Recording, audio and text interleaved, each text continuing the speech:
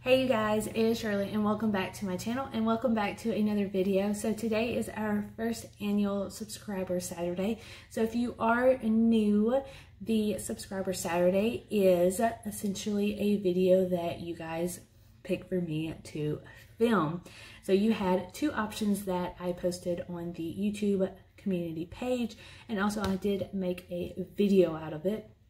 So today we are talking everything about sinking funds.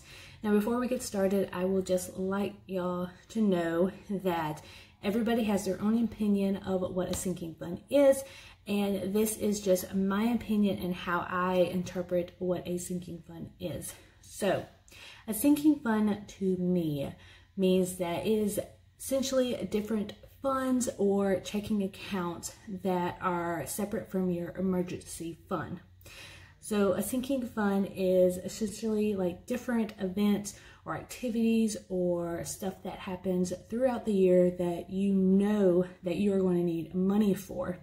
So you set aside that set amount, or you don't have to have a set amount. But if it makes you feel better, set a budget and just start saving up for that specific fund.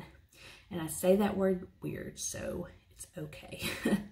But anyways, so for example, vacation. Vacation, you can set a fund. You can set a fund for $1,000 or so. Me, I really don't set a fund. I know for sure that I go on vacation twice a year. I go during July for Jared's birthday and January for my birthday. So we have essentially 6 months separate to save up as much money as possible, but we don't have a budget for it. So we just essentially just put as much money as possible every paycheck.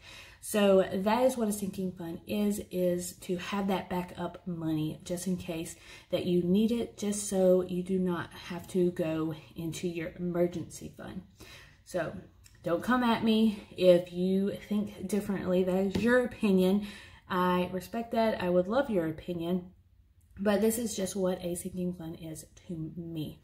So if you watch a lot of my videos where I do cash stuffings and everything else, you know that I use the Erin Condren 7.9 planner. And I always list my funds for the college, or not college, but that's one of the funds. But I list all the funds that I have, and then how much money I put, and you know, I count and everything else. So a lot of people has asked me, how many sinking funds do I have, or how many is too many? Really, it's just depending on how complex you want to be, really. So I have maybe 9 or 10 sinking funds, and that's just me. I like organizing. I like something to be in each envelope and has its own meaning. That's just me. But you can, I've seen people have only 5 sinking funds, like the main stuff, like pets, medical, car maintenance, and like debt. So you don't have to have as many as I do. It's just preference, really. So we're going to go over my sinking funds that I use, and I will tell you a little bit about each one of them so you can get a little bit more of an idea of what kind of sinking funds you would like to have in your budget and what fits in your budget, because we all have different pay levels or pay grade. So it's just depending on how much you are willing to put towards those funds. All right, so the first sinking fund that we are going to talk about, because I have all my sinking funds laid out right here on my desk. So the first one is going to be college. So if you do not know, I am trying to go back to school for a nursing degree. I am a surgical technologist right now in the main OR, and I'm going to take off these glasses because it's just a glare. And I have like yellow raccoon eyes, but it's fine. So college, essentially, a lot of people, you know, they set up a savings account for their kids and everything to save up money to go to college. But I have my cash envelopes or my sinking fund envelopes, and I save as much money as possible. It's not really a set amount, like $50 or so, but college, I save anywhere from tuition, books, notebooks, you know, supplies. I can save up for a computer. So all of that money will go towards college, and that is how much I will be saving essentially. Like I said, I don't have a budget for it, but if you are a new college grad or a new high school grad is what I was trying to say, your parents probably are saving money for you. If they watch any kind of budgeting video, always save money for college if you are going to go back to college. So that is what the college fund entails for me. Vacation. Vacation is always a fun one. So a lot of people do go on vacation. Like I said, I go twice a year. I'm trying to take more just because, you know, I just want to have fun. I want to live life. I don't want to be working forever. So might as well live in the moment. So vacation is set aside for like whatever you want to do. If you are gone for a whole week to the beach, you want to set aside money to pay for the hotel, pay for food, pay for like souvenirs, pay for like entries to like a park or like play golf or something like that. I'm just saying, naming all this top of the head because I do live close to the beach, and I'm just trying to think of like stuff that you can do at the beach. So essentially this is what you want. You want a vacation fund because, like I said, everybody goes on vacation, and you do want the money. You do want to spend money. You want to have spending money so you don't have to swipe your credit card or anything like that. The next one, there's two major ones. So medical, you guys, I know a lot of people have some great insurance. I have great insurance, but you still have to pay that copay. Copay can either be $10 or $35. And then you have to do prescription if you do not meet like your threshold of buying prescription medicine. I think I have to have like $100 threshold before I can get anything that's really, really discounted. But for me, also with having great insurance, my copays are anywhere between $10 and $35, which is not bad. Not bad at all. But you want a medical sinking fund. Medical sinking fund is for prescriptions, for doctor visits, copays. If you have to save up for like a surgery and you have to pay out of pocket or something like that. So I work at a teaching hospital. If I would get surgery, it would be so much less money for me because I have insurance through the hospital. Now, if I go to the private world and go to the private hospitals to get a procedure done, I will have to be paying a lot more out of money. That's just how my insurance works. So I always have to go and I have to save up for medical because there's also other things that will not cover insurance. Like I have addressed that I get laser hair removal for like my face and everything, and that does not cover on insurance. So that's $75 that I have to pay out of pocket every time I go. So that is essentially what a medical fund is, because you are going to go to the doctor, whether it's you, your husband, your boyfriend. Well, your boyfriend might not be on your insurance, but you, your husband, your kids, like anybody that is in your household that is on your insurance, y'all are going to go to the doctor. I am sure of it. So you do want to save up for that. The next one, and this one's a big one for me because everybody knows I have problems with my car, car maintenance. So take care of your car, you guys. My car is a 2016 Corolla, and I have taken care of it so well, even though, you know, I get tires. I get nails in my tires, which are not good. But car maintenance is all for like, you need batteries, you need tire rotations, you need new tires, you need windshield wipers, even though you can go to Walmart, but you still need, if I go to Walmart and get windshield wipers and put them on myself, I'm still going to use the car maintenance envelope just so I can pay for it, because essentially it's for car maintenance. So that is what a car maintenance is. You do want a car maintenance fund because there is going to be a time where your car breaks down in the middle of the road and you have to call a tow truck. There's going to be a time where you lock your keys in your car like I did and don't have a spare key that you left at your house, and you have to call a locksmith. So there is going to be a time where something happens with your car and you will need your car maintenance fund. Now, I mean, you don't have to carry this all the time. I don't always carry it. If something happens, I could just pay with my debit card or my credit card and essentially just take this money out of my envelope and put it in my checking account and it will be squared away. So do what you want to do, but you always want a car maintenance and take care of your cars, you guys. Really, coming from experience, take care of it. All right, so next, this video is going to be super long. So next is actually home. So if you do not know, we purchased a new home. We are homeowners as of May 26th. We closed on a house. We love this house. We want to do a lot of renovations. This house is 10 years old, so I'm pretty sure the AC will go out sooner or later. Fingers crossed that we can save up all that money before then. But I have an envelope for home. So home is going to be essentially like renovations that we want to do, home decor that I want to buy. We want to save up for an AC or what else? Hot water heater, anything like that that includes in your home. You want to save up money for that. Even if you have a warranty for your house, you do want to still save up that because, I mean, you might have to do like a down payment or something like that, you know.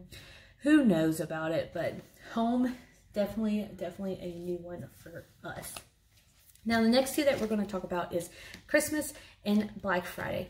Absolutely love Black Friday, but they are not having, a lot of stores like Walmart, Target, and Best Buy as of right now is not going to be open for Thanksgiving, which is great. They can spend time with their family. Jared works at Walmart, so I'm super happy that we can have Thanksgiving off together so he doesn't have to sleep all day and go to work at 2 p.m. and not get off until midnight. So I will not see him for like almost 2 days. But Black Friday, it always comes around. Everybody knows it. If you are a shopper, you know that Black Friday comes around and that is like your forte. Like you go, I have been going for like 20 something years. It's great. I go with my mom, it's a tradition, but I save up money. I save it for pretty much either buying for myself or buying for my family, which I have a long list of people that I want to buy for. So that's essentially what I use Black Friday for. Essentially, it's supposed to be for me, but I end up just buying stuff for everybody else. So yeah, short, sweet, and to the point of Black Friday, just save up money to go shopping. Christmas is the same thing, but I usually don't. I usually use the Christmas fund throughout the whole year. So I did just finish buying for one of my nephews, so I am completely done with that.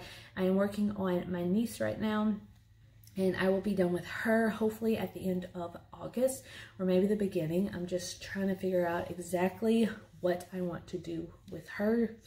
But Christmas, it happens every year, same date, not same year, but the same date, always happens on December 25th. So you know it's coming.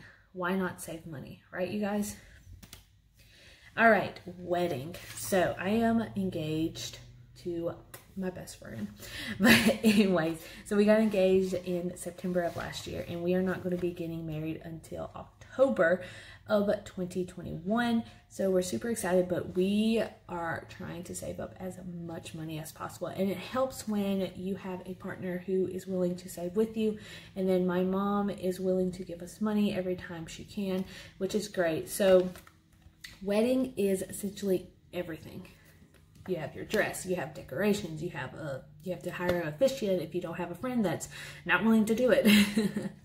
You have attire for the grooms, you have gifts that you have to buy, you have caterers, you have so much that you have to buy. So why not save money? You do not want to put all of that on a credit card because that stuff adds up, you guys. And you can be spending well over like $8,000, $10,000. Yes, I have seen people do $5,000 weddings, which are great. I'm trying to get there, but there's a lot of stuff, and we just keep adding to the guest list and adding to the guest list, and it's just, we just know a lot of people and we love them. We can't see them like not attending our wedding. So essentially, save for a wedding. If you are engaged, save for a wedding because it is a lifesaver for real.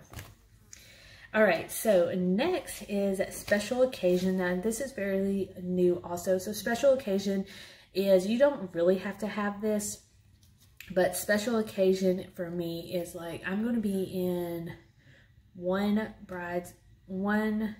wedding next year. So I have to save up for a bridesmaid. I have to save up for like all the bridal showers, the bachelorette trips. I'm also going to 3 weddings this year still. So there's like 2 in October and 1 in November that I am essentially going to be going to. So I need to buy a gift and everything. So special occasions, buy gifts, buy my bridesmaid's dress, do everything like that. So this is essentially what is entailed in the special occasion. Beauty is pretty much, if you love shopping, you need a budget for this, because I'm really bad. I love makeup. I love going to Ulta. I do have very expensive makeup, only because it actually does work for me. I have tried drugstores and it just breaks me out to the core. So I do go to Ulta, I spend money, but I have a budget for it. So beauty essentially is makeup, anything for like skincare, like getting my hair done, if I want to cut or anything like that, that is in the beauty. Also, there's clothes, if I want to buy new clothes or anything off of Amazon. Beauty is the sinking fund that I always grab for my essential needs for that, essentially. All right, renewals. So renewals is anything that happens like throughout the year. You need your tag renewal. Every year it happens. Just follow the last name and it'll tell you. So it always falls on June for me. So I always know that I have to have a tag renewal. License is every 4 years, I believe. I think it's every 4 years, I want to say. I'm a surgical technologist, so I have to pay my dues every year, just so I can be a member in their organization. So I have to pay my dues, which is like usually $80. And then every 4 years, I have to renew my certification. So that costs like a lot. It doesn't cost a lot, but I have to get CEUs, which are essentially like points I need to get in the 4-year expand. So renewals is a big thing for me also. And then last is gifts. So gifts is anything with like birthday parties. It's essentially just birthday parties, really. Special occasion is for bridal showers and everything. And gifts are essentially for birthday parties, which I'm thinking about getting rid of because I really don't use this. I just try, but it just I never put anything in it. I have $5 in there right now. So yeah, but anyways, you guys, so that is all the sinking funds that I have. Now, if you ask me what are the most important ones that you should like just start out with, definitely medical and car maintenance. Those are the 2 things that you should be saving for no matter what. You can also have a sinking fund for your savings. You can do a savings sinking fund. You can also do a debt sinking fund, so save up as much money and then put all that towards debt. You can do that also. And then before we end this video, I do want to show you 3 envelopes that are hidden. So I never show these on my cash envelope days. So the first one is YouTube channel. So if you do not know, I am monetized on YouTube, so that's why you see all the ads and everything. But every time I get paid, which is not every month, you guys, it's not, because I am a smaller channel, so I do not get paid every month. I get paid maybe like every 3 months. But my goal for the YouTube channel is to put money back so I can upgrade to like a new camera or lighting or anything like that. So my goal right now is to buy a camera so I don't have to film on my phone.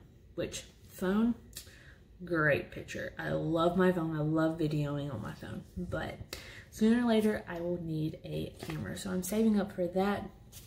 And then next is the KK's design. So if you do not know, I have a small business with my future sister-in-law, and it is actually on Facebook right now, and the links will be down below, but I am in the process of making a Etsy shop so we can go, not international, because I really don't want to do that right now, but we are making an Etsy shop. So all the money and orders that we get through, it goes in this sinking fund, and we just set it aside and we just buy like more vinyl or t-shirts or anything like that that we need for our business. And then last but not least is YouTube taxes. Like I said, I monetize. Every time I get paid, I put 20 to 25% back from my paycheck that I get, just because tax season is going to come around and I don't know if I'm going to be paying a lot or anything like that. So I do save up money for that. But anyways, that is pretty much it, you guys. I hope this is a very informed sinking fund video for you guys. Let me know if you have any more questions.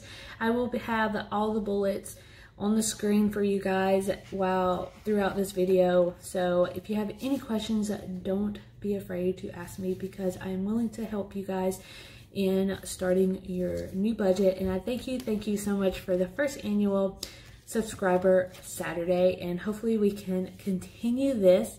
And I love you guys, and thank you so much for your love and support, and I will see you guys later. Bye.